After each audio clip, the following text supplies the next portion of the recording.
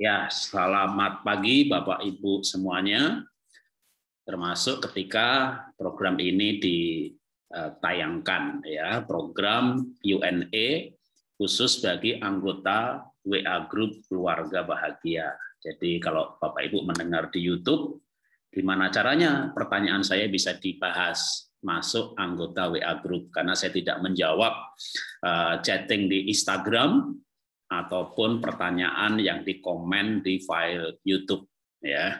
Tapi menjawabnya hanya dalam program Q&A supaya saya bisa mengagendakan waktu hidup saya dengan produktif.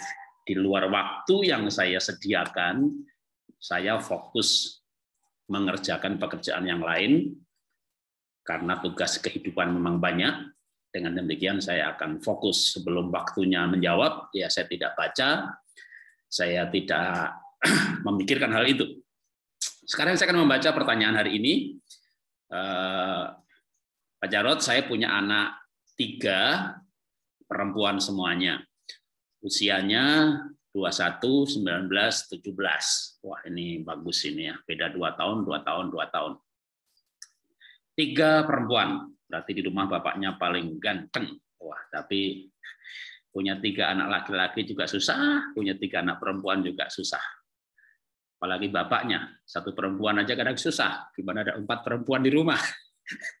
Tambah mertua 1, tambah ibu mertua 1. Waduh, itu seru sekali, pasti kayak sinetron ya. Karena emang, maafkan saya, bukan saya menghina perempuan, tapi laki-laki itu logika.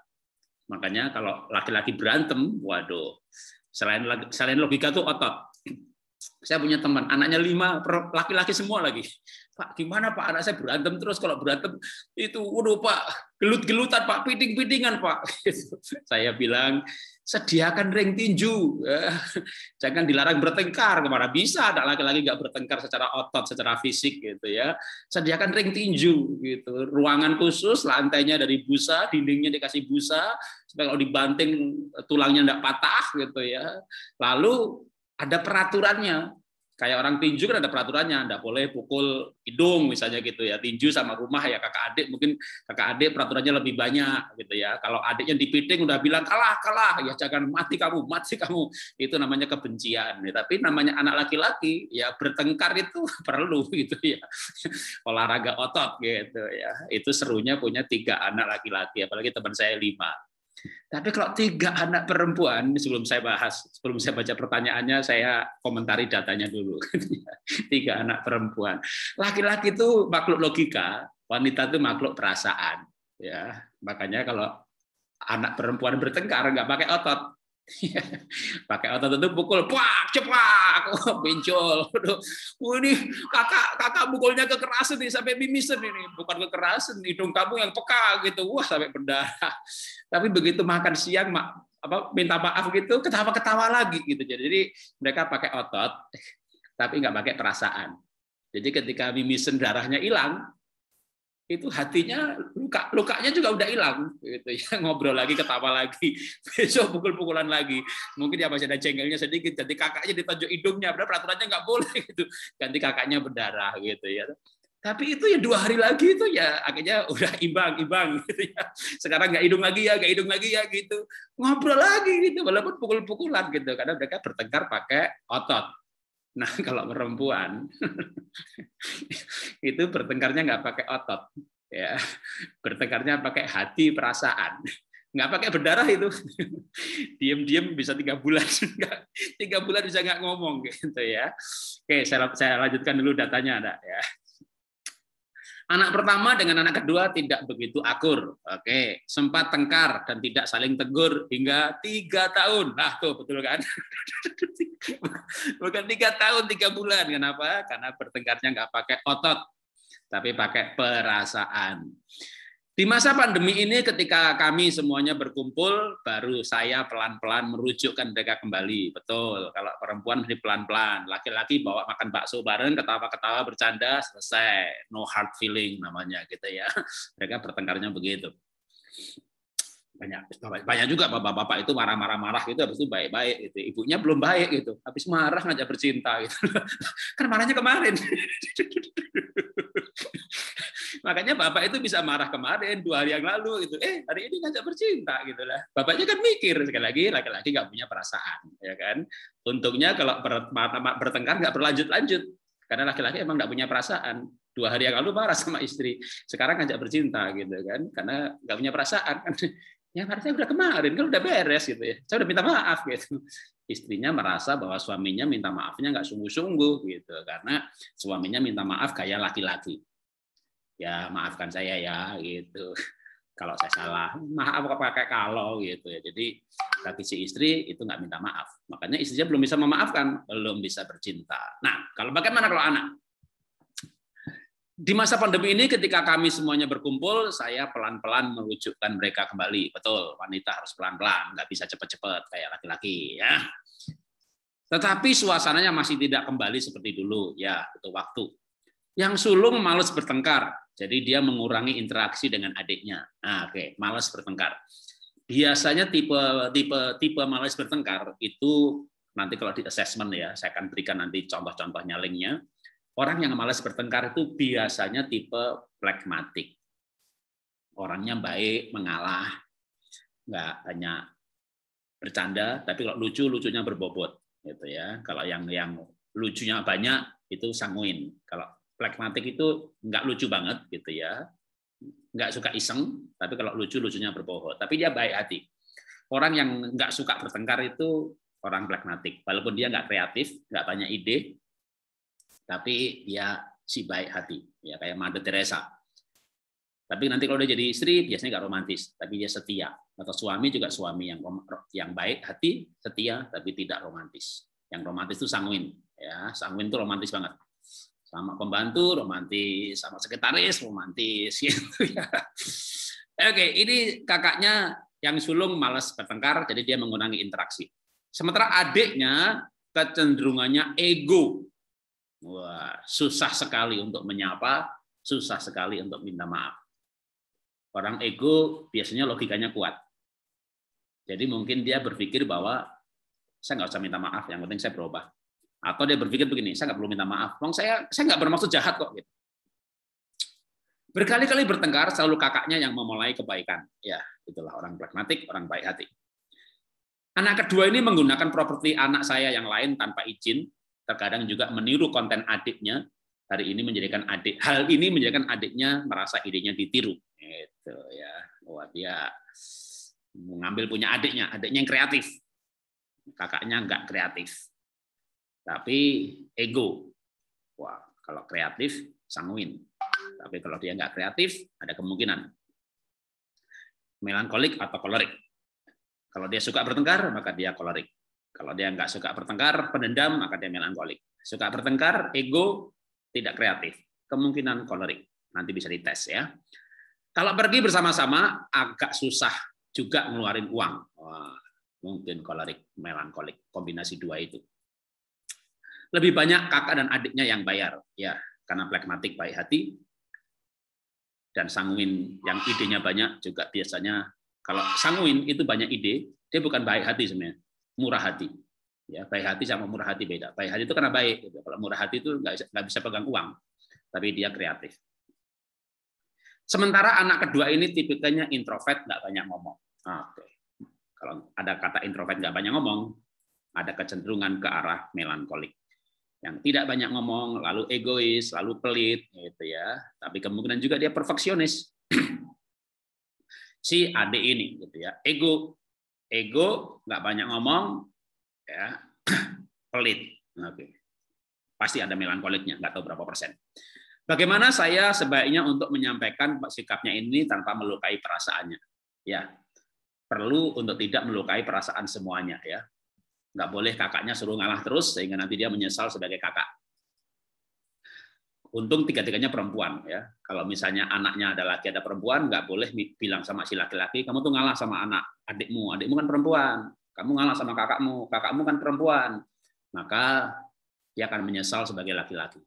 Dia membayangkan enaknya jadi perempuan, berfantasi sebagai perempuan, diam-diam pakai baju perempuan, maka walaupun kelaminnya laki-laki, dia akan produksi hormon estrogen. Dan dia bisa menjadi banci atau LGBT. Kalau ketiganya perempuan, maka ya cara tidak melukai adalah cukup menasihati tanpa membandingkan. Kamu terus baik kayak kakak, nggak boleh. Ya, aku adalah aku. Jangan benci kakaknya. Tidak boleh menasihati nomor 2 ini dengan perbandingan. Nah, kalau kamu jadi orang yang baik hati, temanmu banyak, kamu disukai banyak orang. Kamu nanti karena disukai banyak orang, mau apa saja dibuat berhasil. Karena sukses itu bukan karena cerdas akademik, tapi cerdas sosial. Mau dagang, butuh teman. Mau buka pelayanan, butuh jemaat. Mau jualan online, butuh follower. Dan kalau kamu baik hati, masa depanmu luar biasa. Titik. Nasihati tanpa kamu harus baik sama kakak. Dia itu kakakmu gitu. Siapa suruh punya kakak? Kamu terus baik sama adikmu, ya. Adikmu itu tuh. Mendingan nggak punya adik.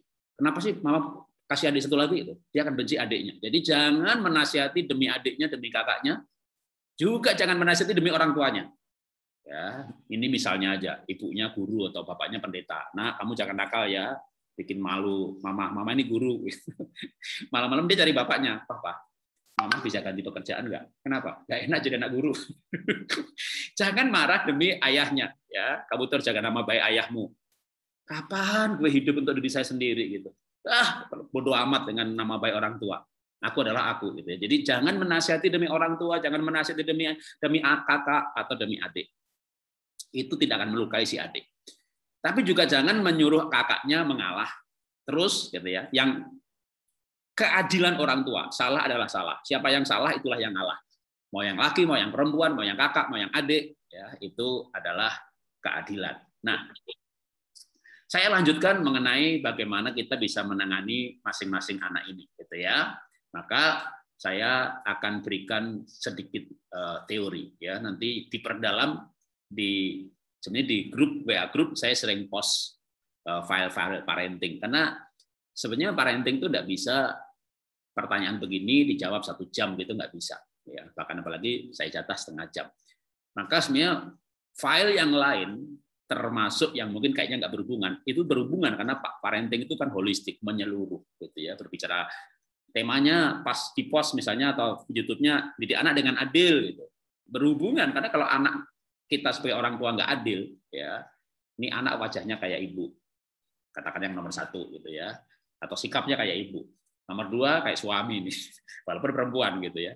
Itu nanti bisa tanpa sadar tidak adil loh. Sama yang wajahnya mirip dirinya itu kayaknya kalau dia salah gitu kita cenderung toleran gitu ya. Negor sih, tapi negornya enak gitu. Tapi yang wajah kayak suami gitu ya, walaupun dia perempuan gitu. Kamu tuh adil kayak bapakmu, apalagi sampai keluar mulut begitu. Udah. Itu kita mengucapkannya bisa 5 tahun lalu, bisa 10 tahun lalu waktu anaknya masih 5 tahun. Apalagi kalau anaknya itu dites auditory, dia ingat sampai sekarang.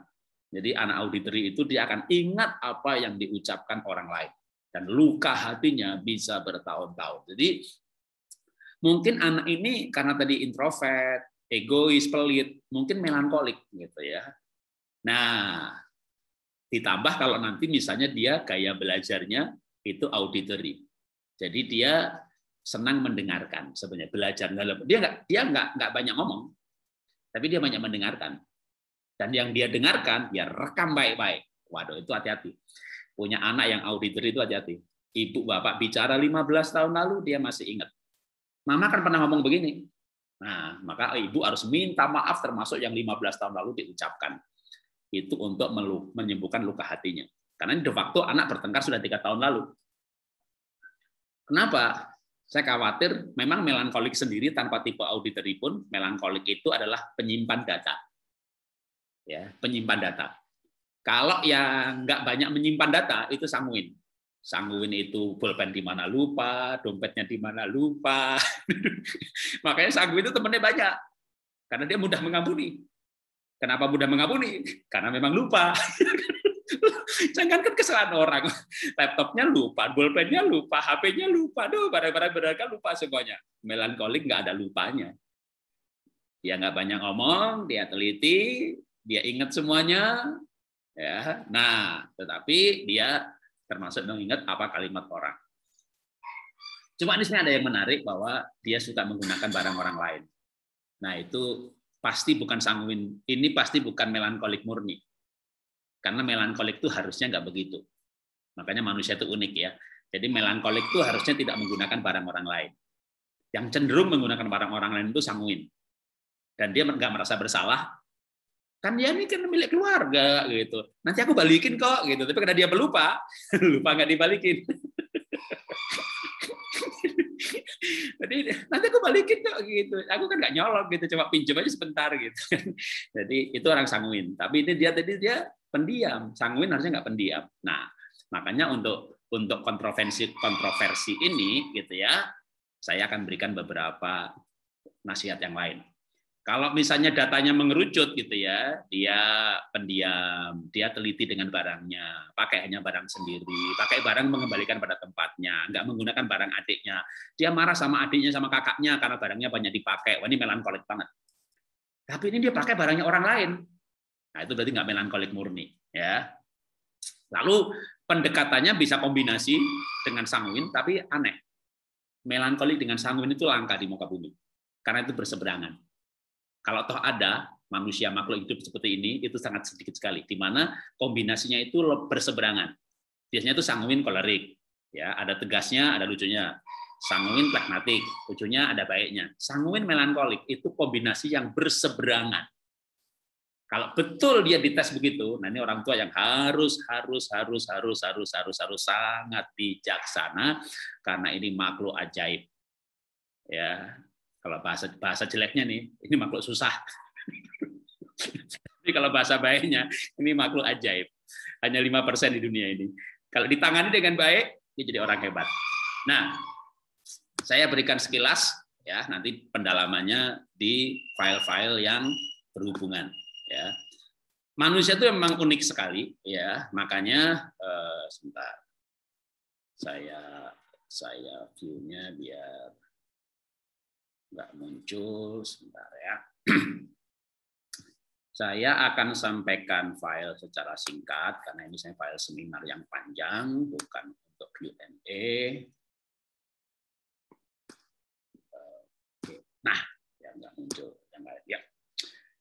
Manusia untuk menangani 3 anak, 1 anak pun kita sebenarnya harus mendekati mereka secara holistik. Makanya saran saya, Ibu yang bertanya ini ikutin YouTube saya yang judulnya Personality and Family. Nah, personality itu dibangun oleh berbagai macam sebenarnya. Tapi kalau di sini ada kata personality, ini sebenarnya kata bukan personality seperti yang dirinci dalam definisi kamus, ya. Jadi personality itu sebenarnya keseluruhannya, ini semuanya personality. Mempelajari anak secara keseluruhan, maka dibutuhkan beberapa ilmu. Karena satu ilmu saja kadang tidak cukup. Seperti misalnya pakai ilmu DISC. Anak kedua tadi sebenarnya tipe cermat, gitu. Tapi kok gunain barangnya orang lain?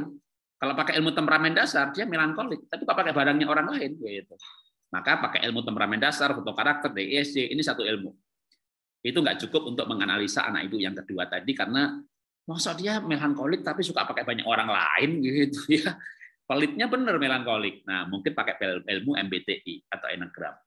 Itu ilmu personality, istilah personality secara aplikasi mereka, ya. Jadi ini bukan personality. Kalau kepribadian kan keseluruhan. Atau sidik jari atau golongan darah. DNA nggak usah terlalu mahal.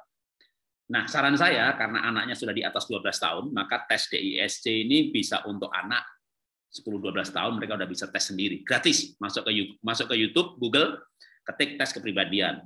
Mungkin anak nomor 2 akan ketemu tipe cermatnya paling tinggi persentasenya, ya. Dan mungkin ada betul ya intimnya. Itu berarti sanguin. Kalau dipakai urutan persentase, ya. Kalau dia pakai temperamen dasar, maka sebentar. Saya hilang screen-nya, sebentar. Saya ulangi lagi. Tunggu ya.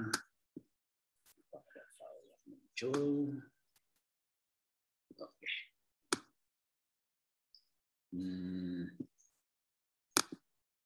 Ada blank file muncul. Bentar ya. Ya, kalau dia pakai tes temperamen dasar, maka pelit, gitu ya, pendiam, itu melankolik. Suka pakai banyak orang lain, nah dia sanguin. Ada kemungkinan kombinasi itu walaupun sangat jarang, tapi ada kemungkinan. Sebentar, ini kenapa jadi ngeblank terus? Oke, saya tunggu.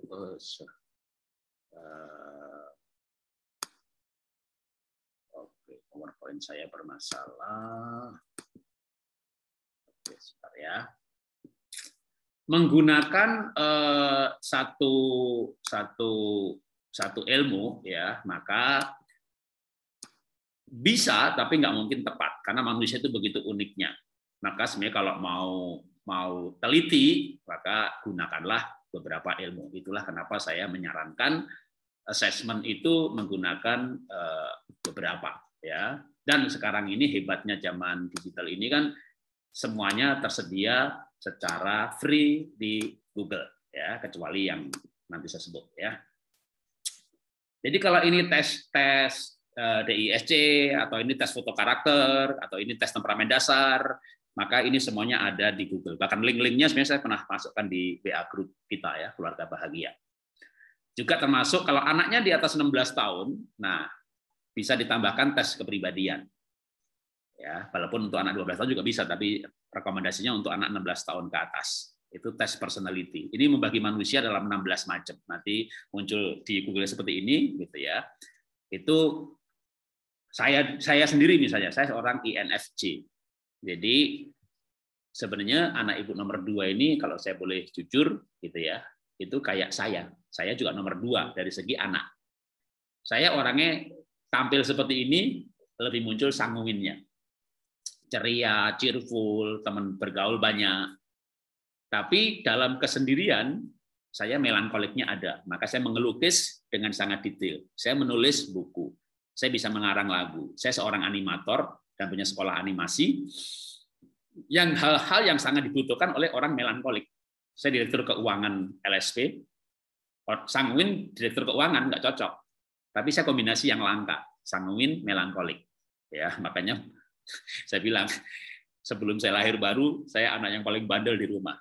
Tapi kalau orang tua tepat, anak bapak ibu nomor 2 ini nanti bisa-bisa kayak saya, gitu kan? Multi talent, multitasking, kemampuannya banyak.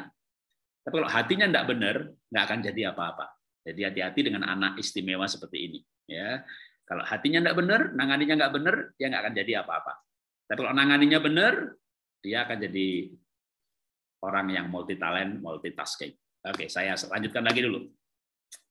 Kalau betul-betul mau menangani lebih excellent lagi, saya menyarankan si assessment yang, tapi ini bayar ya, sidik jari. Untuk apa?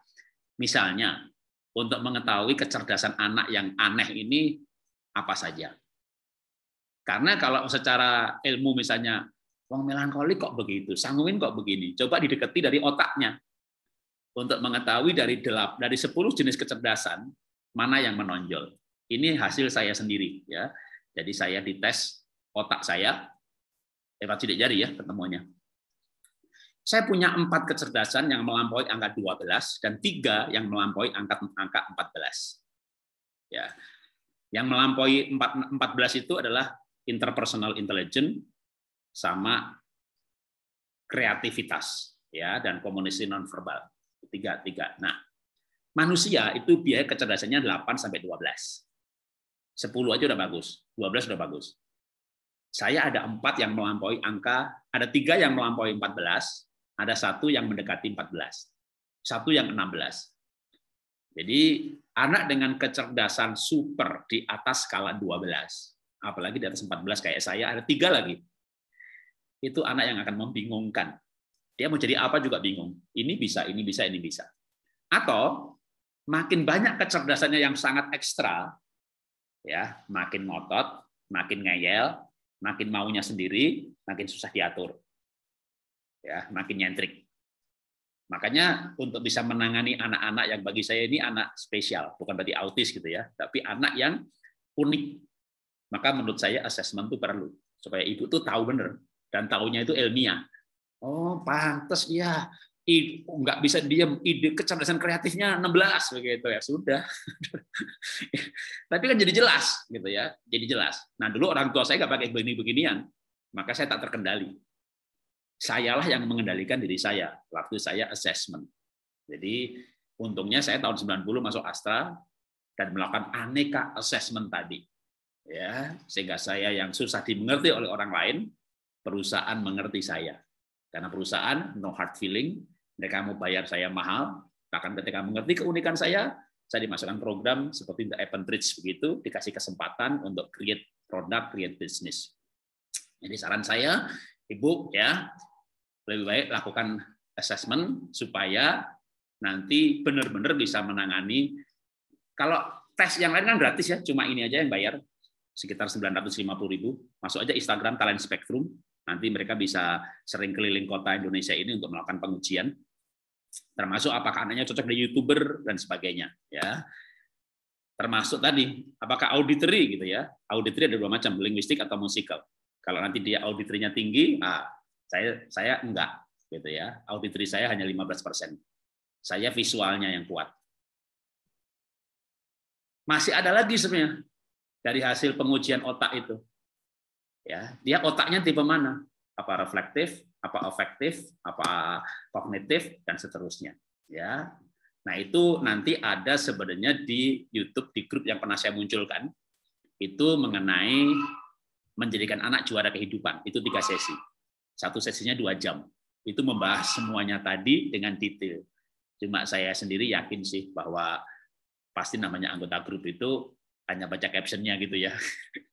Lihat videonya 2 jam.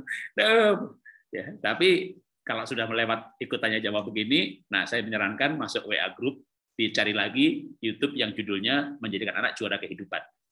Terutama sesi yang ketiga yang Pak Tunggul, itu tadi soal otak afektif, kognitif, segala macam itu tadi ada di situ. Ya, selebihnya ada di saya di sesi 1, sesi 2. Supaya makin memahami keunikan anak yang tidak bisa ditebak-tebak. Kalau datanya itu mengerucut, itu nggak perlu assessment lengkap ya. Dalam arti gini, anak saya begini, melankolik banget, udah berani taruhan kira-kira gitu ya. Ini kalau dites pasti melankolik, kalau dites pakai DISC pasti tipe cermat, foto karakter pasti biru, itu udah jelas. Tapi tunggu dulu ya, sudah jelas melankolik kayak anak saya nomor 1 aja. Cocoknya dokter, tapi dia sempat bingung, kok aku pengen bisnis ya? Bisnis nggak cocok buat orang melankolik. Saya mencoba ilmu lain yaitu personality, ya, kepribadian. Kepribadian dalam arti aplikasi untuk menguji kepribadian seseorang pakai MBTI. Cocoknya memang bisnis, maka melankolik jadi tidak tepat untuk menganalisa kecenderungan perilaku berdasarkan apa sikap seseorang. Karena pragmatik melankolik itu sebenarnya adalah temperamen ya, atau karakter, maka disebut juga foto karakter. Sedangkan kepribadian itu disusun juga oleh karakter di dalamnya membangun kepribadian. Temperamen membangun kepribadian. Maka kepribadian itu sebenarnya lebih luas. Kepribadian dalam arti definisi Kamus Besar Indonesia, kepribadian itu apa. Sedangkan personality dalam arti apps itu hanya sebagian dari kepribadian, tapi lumayan. Ya. Nah makanya kalau anaknya ini udah kan 17, 19, 21, udah bisa assessment semuanya, hati-hati ngajak anak assessment, ya. Mungkin mereka bisa menolak kalau ngajaknya salah. Nah, kamu ikut tes gratis kok itu, ya. Biar kamu mengerti diri kamu sendiri dan kamu menjadi lebih jelas pengen jadi apa sesuai keinginan kamu, bukan keinginan mama. Gitu. Jadi kalau menasihati anak itu punya demi anak, gitu, supaya dia mikir bahwa mama itu mikirin saya, gitu ya. Jangan misalnya kamu tuh tes ya, biar kamu tahu masalahmu apa. Emang aku bermasalah, yang bermasalah mama nggak ngerti aku gitu kan. Jadi jangan menasihati demi kepentingan kita. Ya, itu yang saya bisa nasihati hari ini ya, bahwa setiap anak itu luar biasa, dahsyat, ajaib, dan menangani anak sangat mudah kalau mengerti. Kimia itu gampang apa susah? Ya susah karena nggak ngerti. Begitu kursus les, jadi gampang. Sama juga nangani anak. Nangani anak begitu mengenal dasarnya adalah keunikan anak. Dasar ilmiah, kenyataannya, fakta, anak itu seperti apa, Tuhan ciptakan seperti apa, begitu ketemu, berdasarkan spesifikasinya, ya begitu. Ya sama juga kayak, saya kan kuliahnya teknologi pangan, sebelum kuliah mengenai pendidikan, ya sampai magister, dan teologi sampai doktoral. Masak kan bisa susah. Kenapa ya tepung ini lengket gitu? Oh, ternyata karakteristik bahan bakunya pemanasannya harus pelan-pelan. Nah, itu namanya ilmu bahan baku pangan. karakteristiknya, oh kalau begitu handlingnya pengolahan suhu rendah supaya bakterinya mati, begini caranya. Mudah sekarang bisa. Kenapa? Mengerti karakteristik bahan baku. Nah sekarang anak, kok ditangani susah banget ya? Nah otaknya kognitif, diajak ngomong dengan tipe afektif, nggak bisa. Anaknya tipe logika, kita ngomong gaya perasaan, nggak bisa. Ya, tapi nanti diperdalam di pelajaran yang sudah disampaikan di link-link atau caption yang di WA Group, cuma tadinya nggak dibaca YouTube-nya, nggak dilihat. Nah, dengan begini jadi kalau gitu tak dengerin deh, gitu ya. Terima kasih, Tuhan memberkati.